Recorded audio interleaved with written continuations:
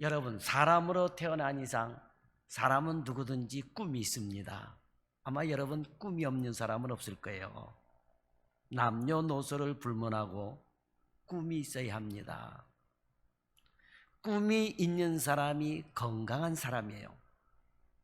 그리고 꿈이 있는 사람이 살아있는 사람이다라고 하는 것입니다. 사람으로 태어나 꿈이 없다면 살아있다고 말할 수가 없습니다.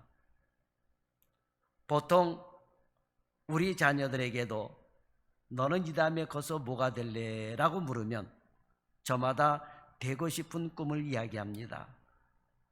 꿈이 없는 아이를 보면 부모는 걱정스러운 것입니다. 그만큼 인간에게는 꿈이 중요하다라고 하는 거예요. 자, 우리가 잘 알고 있는 마틴 루터 킹 목사님이라고 하는 분이 있었습니다. 미국에. 이분의 연설 가운데 나에게는 꿈이 있습니다 라는 연설을 한 적이 있어요. 링컨 대통령에 의해서 흑인이 노예에서 해방되었지만 미국에서의 흑인의 삶은 여전히 고달팠다라고 하는 것입니다. 왜냐하면 너무나도 인종차별이 심했기 때문입니다. 이때 킹 목사님은 노예 해방을 선언한 링컨 기념관 앞에서 인종차별이 사라질 미국 사회에 대한 비전과 꿈을 갖고 나에게는 꿈이 있습니다 라는 연설을 했습니다. 1963년에 링컨 기념관 앞에서 행한 이 연설은 미국 사회의 흑인 차별이 사라지기를 얼마나 소원하였는지를 알 수 있는 명연설이다라고 하는 거예요.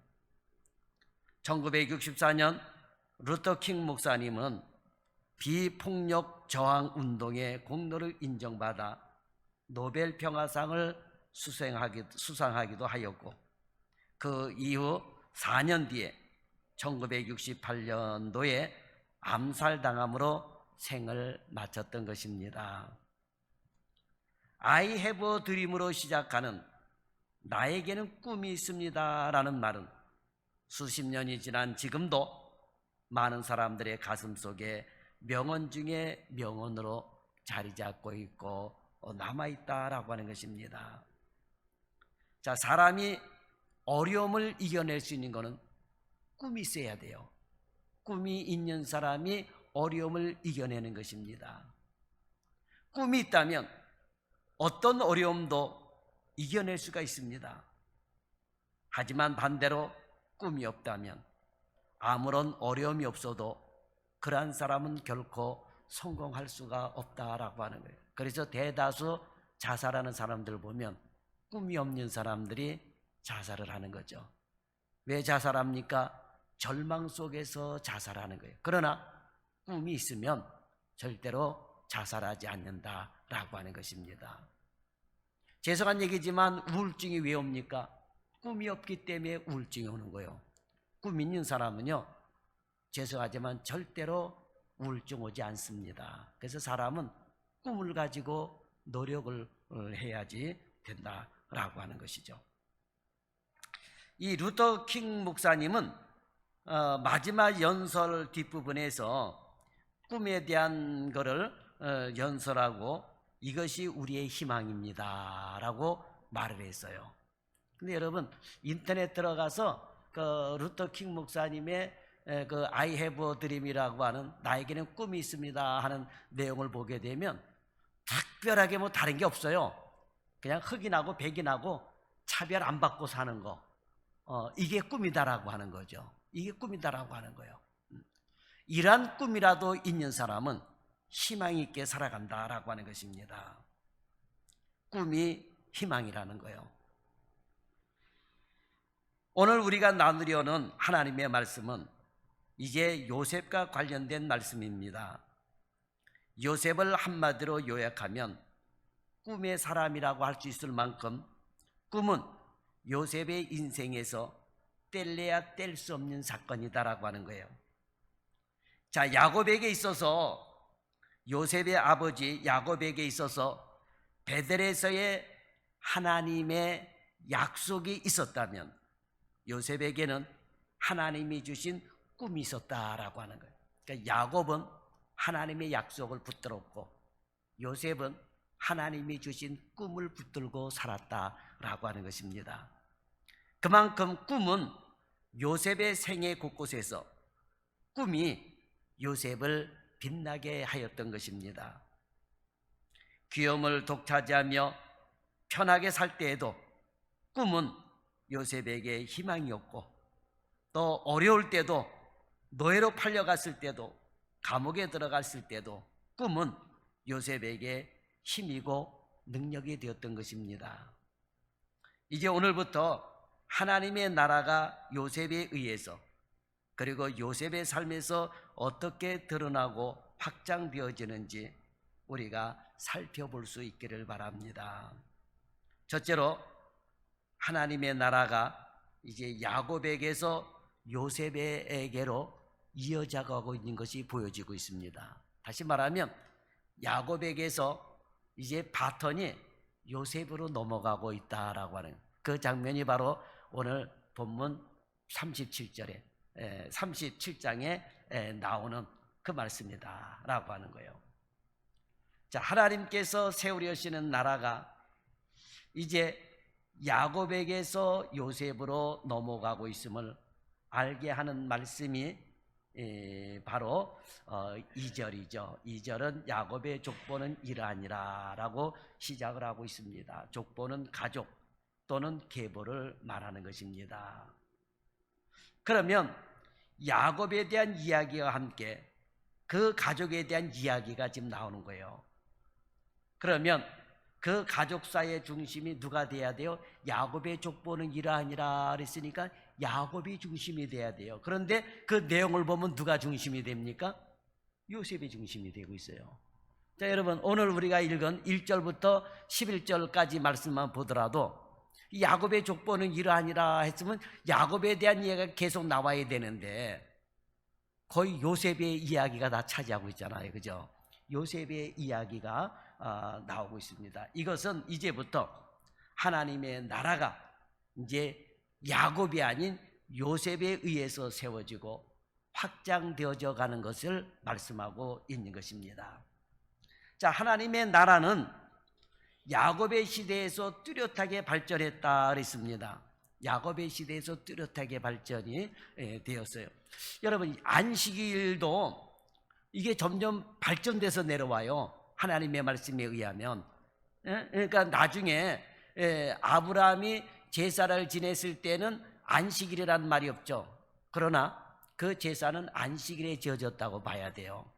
야곱이나 아브라함이나 이삭이나 이렇게 제단을 쌓을 때에 그때는 안식이라고 하는 말이 없었어요. 이제 모세 시대 때 와가지고 안식일이 제정이 되면서 그러면서 처음에 안식일을 범했을 때는 죽이란 얘기가 없었어요. 그런데 요게 조금 더 발전이 돼가지고 안식일을 범하는 자는 어떻게 하라고요? 죽이라라고까지 이렇게 발전이 되고 있어요. 그러니까 마찬가지로 하나님의 나라도 아브라함 시대 때, 이삭의 시대 때보다는 야곱의 시대 때 와가지고 더 뚜렷하게 발전이 됩니다. 12 아들을 통하여 하나님 나라의 12지파를 세울 기초를 야곱에 의해서 세워졌던 것입니다.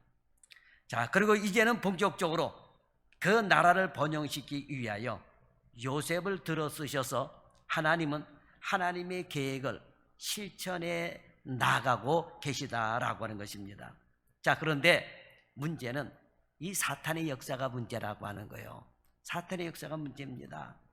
하나님의 계획을 늘 방해하려고 합니다. 그래서 이제 요셉으로 시작하는 하나님의 나라를 무너뜨리려고 처음부터 어려움을 주고 있다라고 하는 거예요. 자, 그 어려움 가운데 보면 우리가 두 가지를 생각해 볼 수 있는데, 하나는 사탄은 의로운 요셉의 행동을 근거로 형들과 적이 되게 만들어 버립니다. 요셉의 의로운 행동이 형들과 적이 되게 됐어요. 자, 형들의 잘못을 아버지께 고하는 요셉의 행동을 미움의 근거로 삼았던 것입니다. 자, 형들의 잘못을 아버지께 고한 요셉의 이 행동을 여러분은 어떻게 생각하십니까? 잘한 일입니까? 아니면 미움받을 짓입니까? 그 전에 어떤 목사님 설교 때 보게 되니까 요셉이 왜 형들에게 미움을 받았느냐? 아버지한테 고자질 했으니까는, 고자질이라고 그래요. 고자질을 했으니까 미움받은 거 아니냐.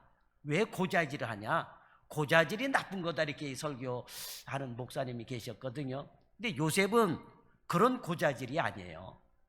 요셉이 아버지께 고한 것은 그러한 설교를 듣게 되면 요셉이 고자질해서 형들에게 미움받을 짓을 했다라는 생각을 하게 됩니다. 그러니까 요셉이 나쁜 사람이 되는 거예요. 왜 고자질하냐, 그죠? 여러분, 어떤 면에 보면 고자질하는 사람이 더 나쁘기도 하잖아요. 그런데 요셉이 아버지께 얘기한 거는 고자질이라고 그러면 안 돼요. 고자질이 아닙니다. 이것은 단순히 형들 사이에 일어난 작은 허물을 고자질했다고 하는 그런 뜻이 아니에요. 본문에서의 잘못을 아버지께 고했다고 하는 이 잘못은 악한 행실을 말하는 겁니다. 그러니까 요셉의 형들이 악했어요.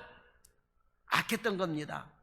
그러니까 원문에 보면, 히브리어 원문에 보면 라라고 되어 있어요. 라라고 되어 있는데 악한 행동을 했다는 것입니다.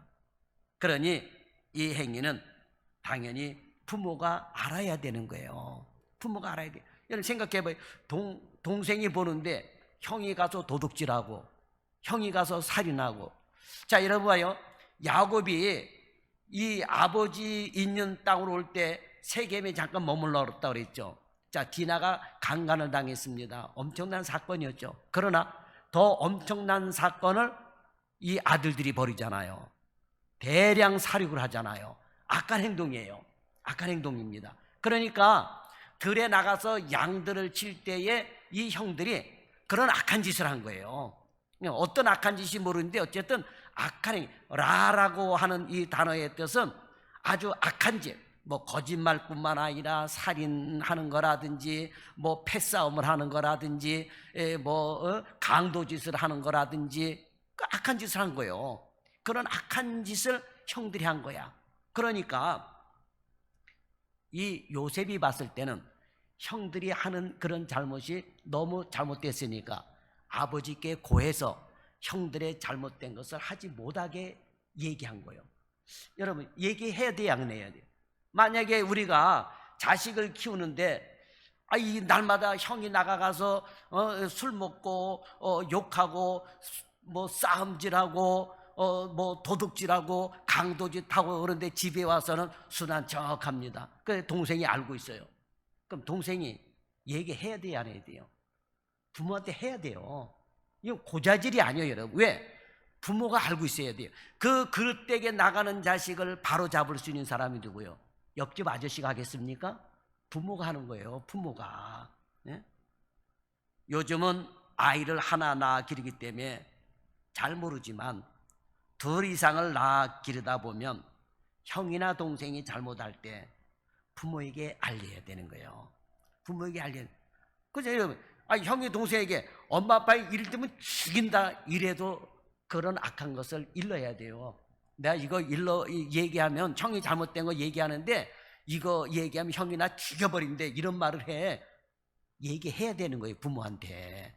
형한테 미움받아도 부모한테 얘기해서 이걸 바로 잡을 수 있도록 가야 돼요. 야곱은 아들들이 베냐민 빼고 12인데 어쨌든 요셉의 위로는 10명의 형들이 있었다라고 하는 거예요. 그런데 이 10명의 형들이 악한 짓을 서슴지 않고 했다라고 하는 것입니다. 자녀가 하는 악한 행동들, 잘못되어가는 모습이 있다면 그것을 고칠 수 있는 가장 중요한 사람은 바로 부모입니다. 비록 부모가 들으면 마음 아픈 일일지라도 부모가 아이들의 행동에 대해서 알아야만 되는 거예요. 그런 의미에서 요셉이 형들의 이런 악한 행동을 아버지께 고한 거예요. 그것은 바람직한 행동을 넘어서 칭찬받아야 될 행동이다라고 하는 것입니다.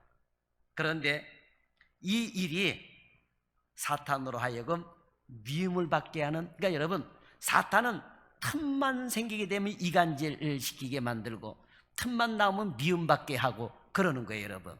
그러니까 이 일을 통해서 형들에게 틈을 타가지고 요셉을 미워하게끔 했다라고 해요. 그래서 요셉을 죽이려고까지 하죠. 그 요셉이 죽게 되면 어떻게 돼요? 이스라엘 나라가 세워질 수가 없는 거예요. 하나님의 나라가 망쳐지게 되는 거예요. 그러니까 사탄은 하나님의 나라가 세워져 가는 것을 방해하려고 이렇게 이 요셉을 이 형들에게 미움을 바치게 해가지고, 그러니까 다시 말하면 요셉이 아버지께 고함으로 인해서 형들이 야단을 맞은 거예요. 형들이 이 야단을 맞게 되니까 야단을 맞고 나면은 반성하기보다는 내가 잘못했으니까 이 악한 일을 고쳐야지 이렇게 하기보다는 너 두고 보자 이렇게 된 거예요. 너 두고 보자. 그래서 요셉으로 하여금 미움을 받게 하는데, 요 미움을 받게 하는 것은 사탄의 짓이다라고 해요. 성경에는 사탄의 짓이라고 하는 얘기는 없지만 그러나 사탄이 하는 일은 그런 일들이에요. 그래서 집안에서 분란이 일어나게 만들고 이간질 시키게 만들고, 그래서 나중에 여러분 봐봐요. 요셉을 미워해가지고 형들이 요셉을 구덩이에 던져넣어가지고 죽이려고까지 하잖아요. 이게 악한 행동을 서슴지 않게 한 거예요. 악한 행동을. 그런 악한 행동을 평상시에도 하다 보니까 자기 동생 요셉도 죽이려고 악한 생각까지 하게 되고, 그리고 아버지한테 와서는 어떻게 했어요? 거짓말을 하게 되는 거죠. 짐승에게 잡혀먹었다라고 거짓을 말하게 됐다. 그러니 얼마나 그 형들이 악한 짓을 많이 했으면 요셉이 보기에 형들이 악한 일을 못하도록 아버지께서 좀 야단을 쳐서라도 바로 잡아주세요 하는 의미에서 고했다라고 하는 것이죠. 자, 또 하나는 아버지의 편애를 이유로 형들과 적이 되게 하였다라고 하는 거죠. 자, 야곱은 늦은 나이에 얻은 요셉을 다른 아들보다 깊이 사랑하였다라고 말할 수 있습니다. 물론 그럴 수 있겠죠. 사람은 나이를 먹을수록 어린 자식이 사랑스럽습니다. 자식은 내리사랑이라고 그러잖아요. 더더군다나 요셉은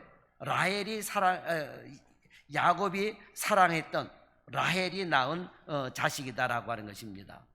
하지만 야곱이 요셉을 편애한 이유가 늦은 나이에 낳았기 때문이라고 하는 말은 썩 맞는 얘기는 아니다라고 하는 거예요.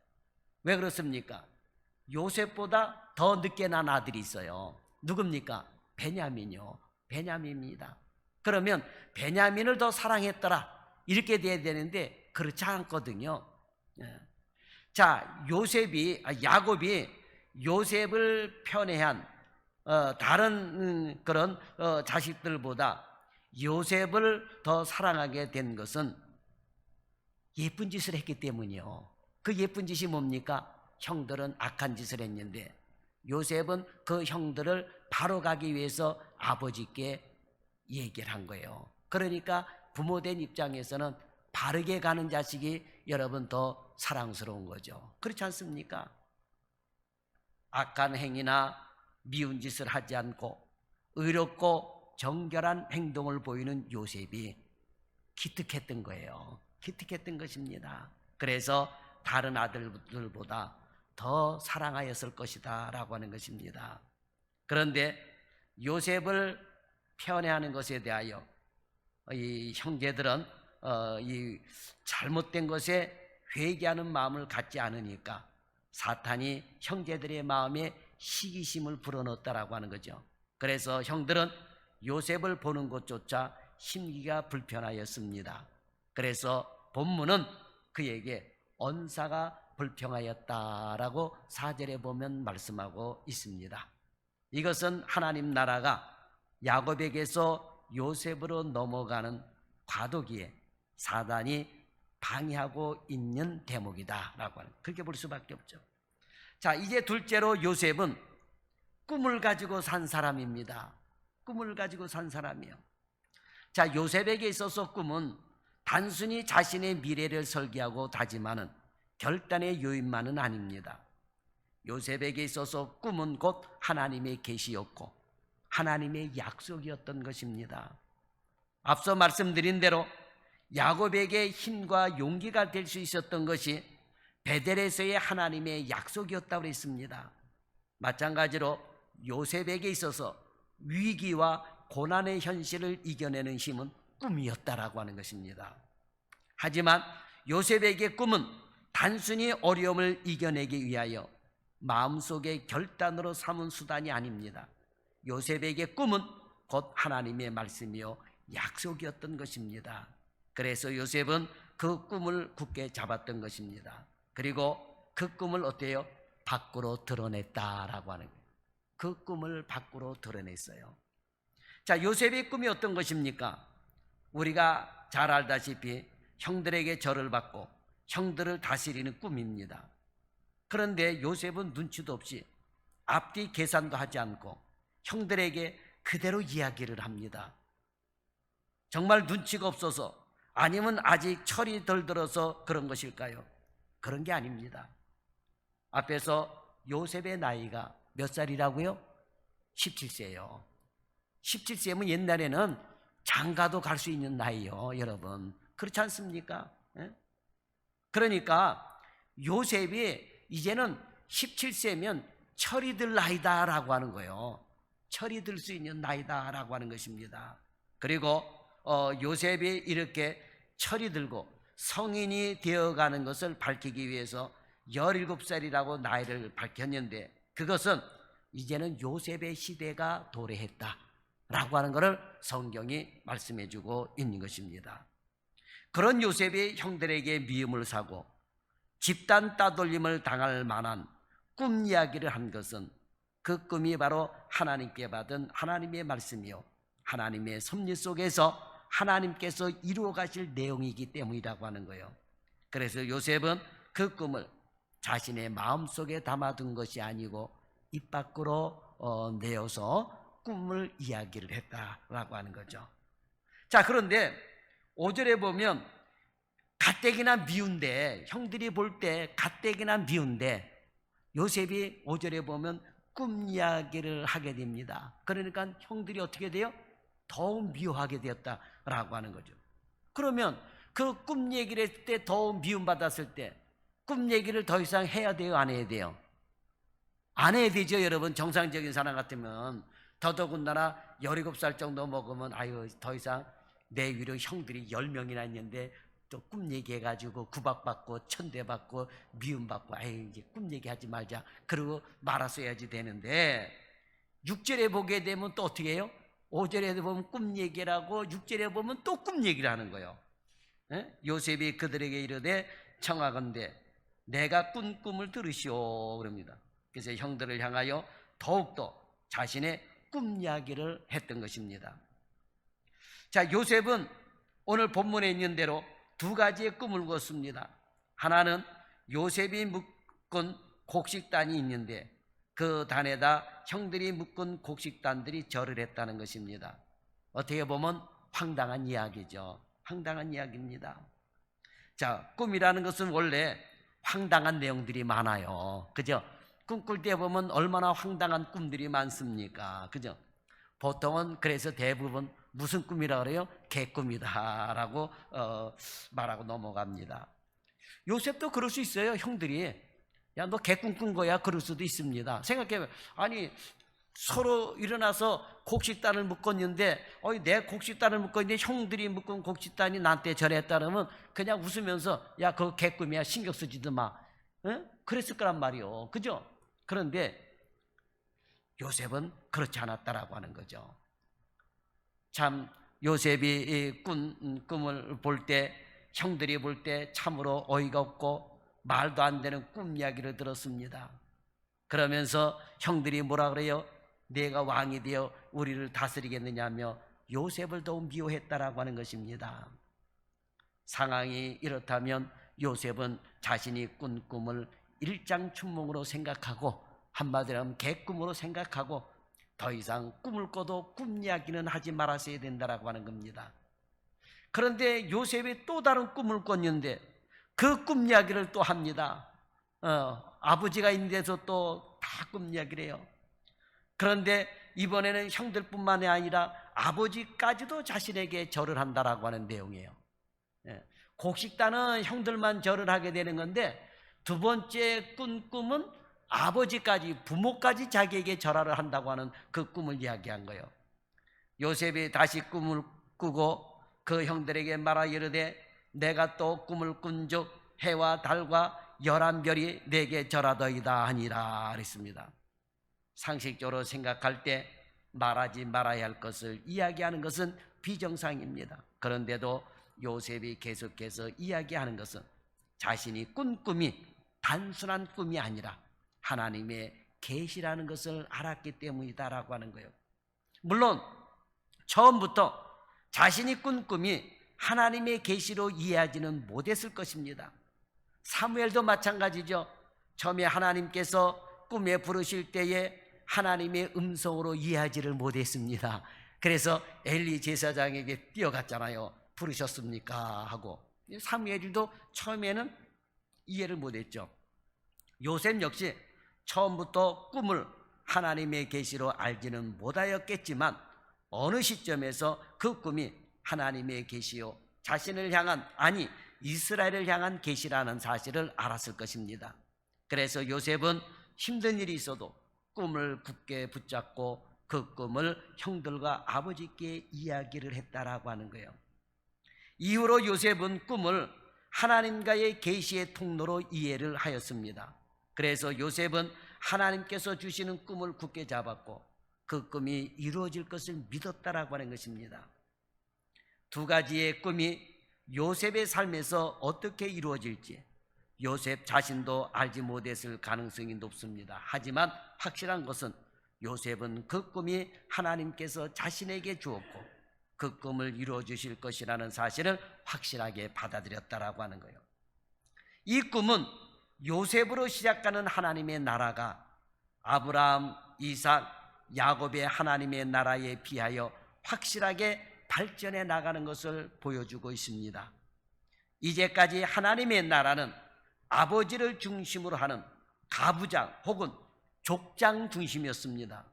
그러나 요셉의 꿈에서 보여주는 하나님의 나라의 리더는 아버지까지 순종하고 절하는 왕과 같은 확실한 리더십을 보여주고 있다라고 하는 것입니다.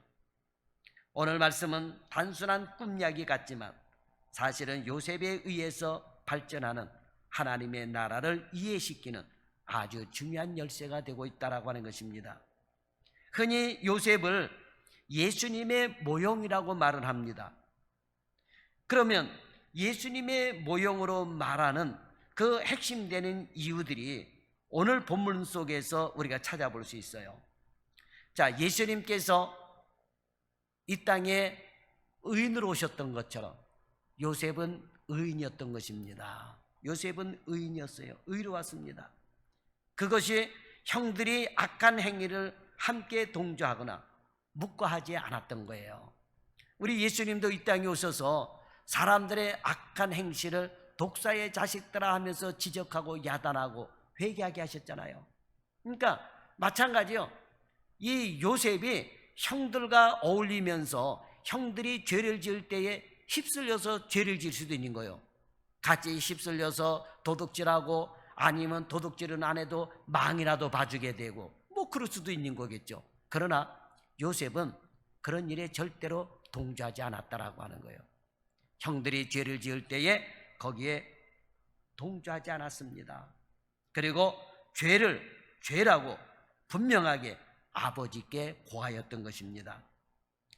형들이 어떤 악한 행위를 하였는지는 알 수 없습니다. 그러나 단순한 속임수나 폭행 정도를 의미하지는 않는 것 같습니다. 앞에서도 얘기했지만 세겜에서 세겜 가족을 몰살하려 하였던 형들의 전조로 볼 때 결코 단순한 행위가 아니었다라고 하는 거예요.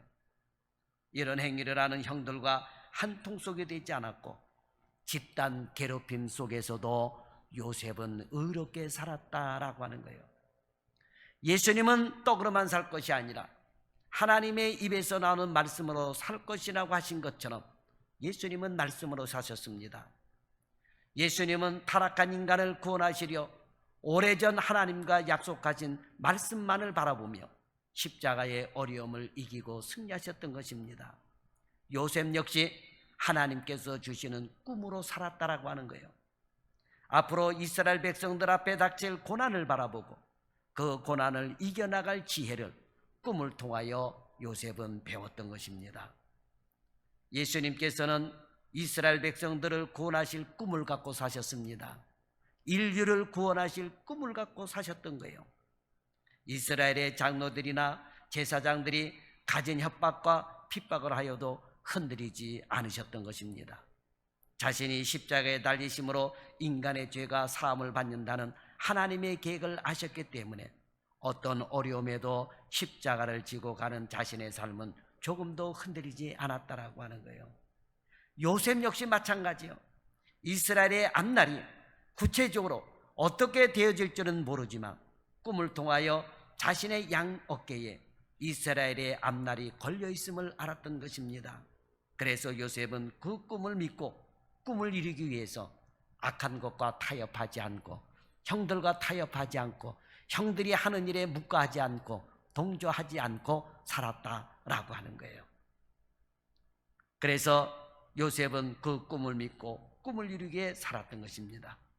오늘 저와 여러분도 말씀을 통하여 하나님께서 주시는 비전과 생명의 말씀을 붙잡고 사시길 바랍니다. 그래서 이 세상에 사는 동안에 죄와 동조하거나 죄를 보고 묵과하지 말고 하나님의 복음을 전하며 살 수 있는 예수님의 모형이 저와 여러분에게 있기를 예수님의 이름으로 축원합니다. 기도하겠습니다. 좋으신 하나님 감사합니다. 오늘도 요셉의 삶을 보면서 우리가 죄악된 세상에 살지만 죄에 동조하거나 죄에 빠져있는 그런 삶을 살지 않도록 도와주옵소서. 늘 예수님이 가신 길을 걸어가고 하나님의 말씀을 꿈으로 삼고 그 말씀이 이루어지기까지 열심히 이 땅에서 복음 전도하며 살아갈 수 있는 하나님의 사람으로 살아갈 수 있는 저희들이 되게 하여 주옵소서. 고대 사회에 요셉이 예수님의 모형이었던 것처럼 오늘 이 시대에 사람들이 우리 그리스도인들을 볼 때에 예수님을 볼 수 있는 모형이 되게 하여 주옵소서. 아, 예수님이 저런 분이었구나, 이런 모습을 보여줄 수 있는 그리스도인들이 되게 하여 주옵소서. 혹이라도 예수를 믿으면서 사탄의 모형이 나타나고 있지는 않습니까? 우리 참존교회에 나오는 모든 성도들은 예수님의 모형이 되게 하여 주옵시고 우리 참존교회는 예수님의 모형이 되는 교회가 되게 하여 주옵소서. 예수님의 이름으로 기도드립나이다. 아멘.